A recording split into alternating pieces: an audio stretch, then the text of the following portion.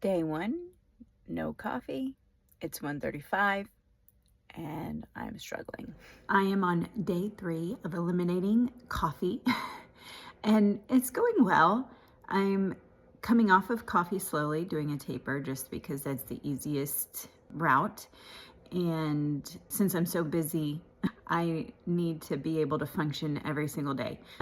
Although I'm about to go for my run and I am really wanting pre-workout, my caffeinated pre-workout, but I know that is one of the things that I eliminated. So even though I'm tapering off the coffee, I don't believe it's a good idea to keep taking the pre-workout. It's a mental struggle where I'm fighting my brain and I'm trying to figure out a way that it would be okay. Maybe if I just do a quarter of a scoop or half a scoop.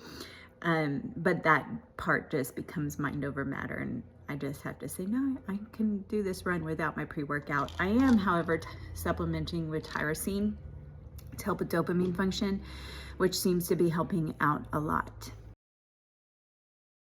Good morning. We are a week in to this 30-day challenge of eliminating caffeine, my morning coffee, which has proven to be more difficult than I had imagined. I'm wanting to change the whole scenario. Beet, ginger, turmeric.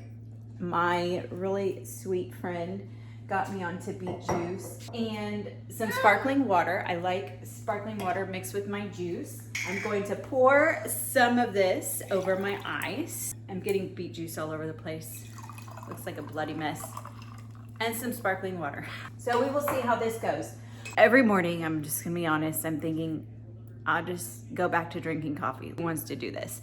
But I remembered that I shared this with you. Ideally, ultimately, the goal is that I just want to be healthier. I want to live in the spirit and not according to my flesh. And if I'm constantly thinking about eating and drinking coffee or eating and drinking, then I am dependent on my flesh. And so this is hopefully going to get me to that next level. Will I continue on without coffee after the 30 days? Right, so we are running today at a nature park.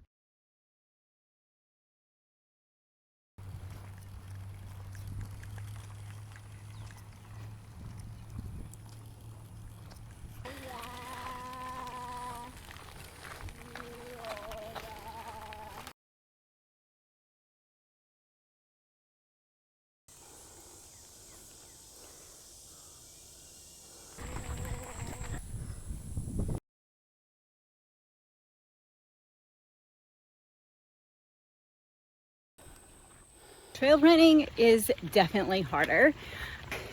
Going up the hills, especially with a stroller, is strenuous.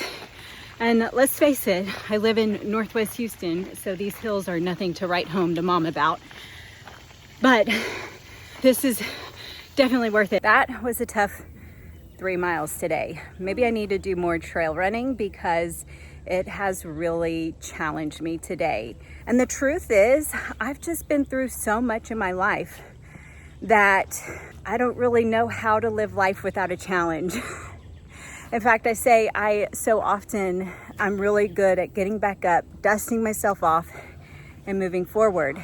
And so through the pain, there has to be purpose. Testimony, I can share the gospel of Jesus Christ, and I can be an advocate for women and children who have gone through similar paths that I have, and provide resources for healing and just lead them to Jesus for ultimate restoration and redemption. I would love your encouragement. I always love your encouragement, but truthfully, just as we read in Hebrews 11 of those heroes of faith who have gone before us, I want to hear your testimony where God has given you the strength to endure and where God has pulled you through, and through it you found purpose and you found yourself aligning with God's will to do his work here on earth. That's what gives me motivation and strength. The enemy keeps trying to knock me down, but God keeps saying, get back up, child, I've got you, and keep moving forward. So the enemy keeps trying to come after me because I homeschool my children, because I teach them values and morals, and ultimately because I teach them that there is a creator of heaven and earth who we put our trust and hope in. And I'm not going to stop.